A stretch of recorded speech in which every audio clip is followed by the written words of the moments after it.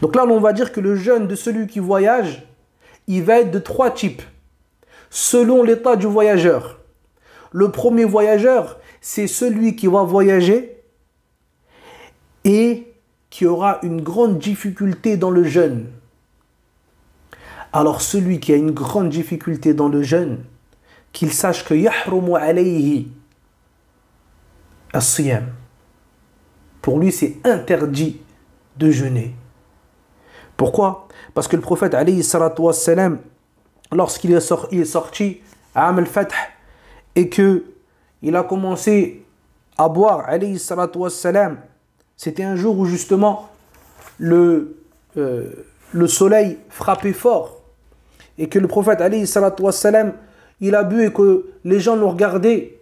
Et là, on lui a dit à Rasulallah, il y a des gens qui jeûnent.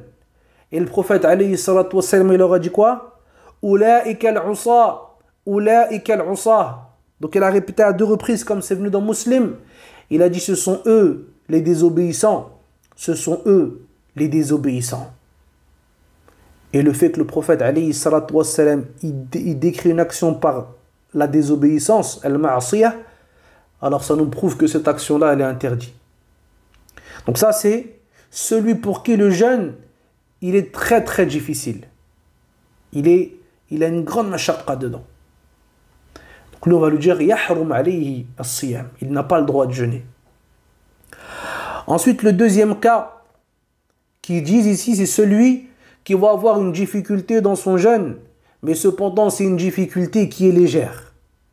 Alors à ce moment-là, les savants ils nous disent فَيُقْرَى فِي حَقِّهِ الصَّوْمِ وَيُسَنُّ لَهُ الْفِطْرِ.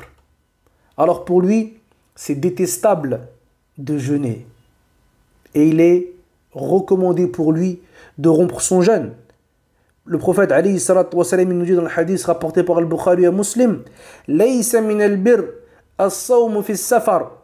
Ne fait pas partie de la bienséance le fait de jeûner en voyage. Et dans l'autre hadith, il nous dit alayhi salatu wa salam, hiya rukhsatun min Allah, rukhsatun min Allah, faman akhadha biha fa hasan, wa man ahabba an yasum fala junaha alayhi. Donc il nous dit alayhi salatu wa salam, c'est une permission de la part d'Allah azza wa jal. Et celui qui la prend, alors c'est une bonne chose, hasan.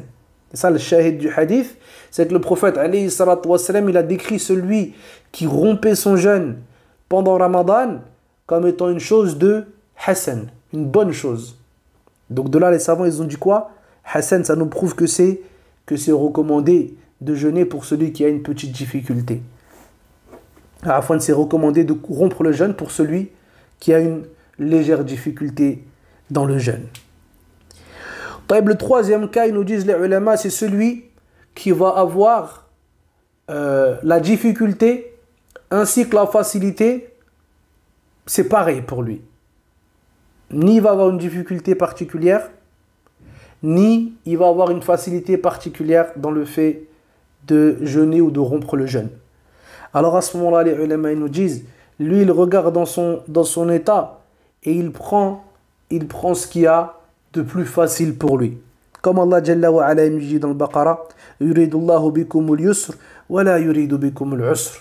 Allah Azza wa Jal, il veut pour vous la facilité et il ne veut pas pour vous la difficulté. Et le prophète alayhi salatu wassalam, comme c'est rapporté de lui lorsqu'il est sorti avec ses compagnons, et bien il disait, Anas rapporte, il disait, il y en a parmi nous qui jeûnaient, et il y en a parmi nous qui avaient rompu leur jeûne.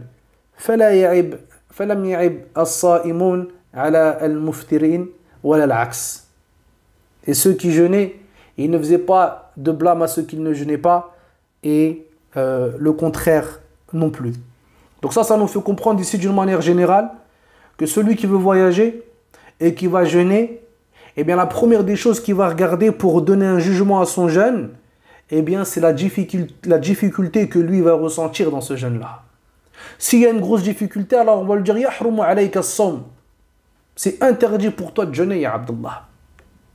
Et c'est pour ça que vous avez vu des fois comme on dit, la précaution, le fait de faire attention, le fait de vouloir faire un peu être strict dans la religion, ça c'est pas de manière absolue. Et justement, le fait de bien pratiquer sa religion, c'est la pratiquer avec science. Ça veut dire que tu n'es pas toujours dans la difficulté. Mais tu n'es pas toujours dans la facilité non plus. Toi, tu prends les usul, tu prends les fondements de cette noble religion et tu construis ta religion sur ces fondements-là afin d'adorer Allah Azza wa Jal sur une clairvoyance. قُلْ هَذِهِ سَبِيلِي أَدْعُو إِلَى اللَّهِ عَلَى بَصِيرَةٍ. Dis, ça c'est mon chemin. J'appelle à Allah Azza wa Jal sur une clairvoyance.